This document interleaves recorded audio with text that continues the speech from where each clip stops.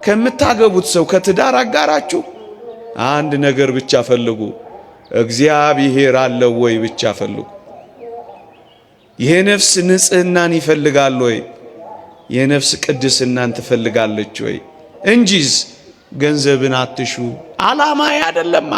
እግዚአብሔር የብዙ ልጆች አባት መሆን ከፈለጋችሁ አግቡ አላለንም። እደግመዋለሁ። የብዙ ልጆች አባት መሆን ከፈለጋችሁ አግቡ አላለንም። እናስ ሰይጣን እንዳይፈትናችሁ አግቡ ነው ያለን። ለምንድን ነው የምታገቡት? ጽድቅ ልትፈጽሙ ነው። ለምንድን ነው እጮኛ የምትይዙት? ጽድቅ ልትፈጽሙ ነው። ለምንድን ነው ቤተሰብ የምትመሰርቱት? ድህነታችሁን ለመፈጸም ነው።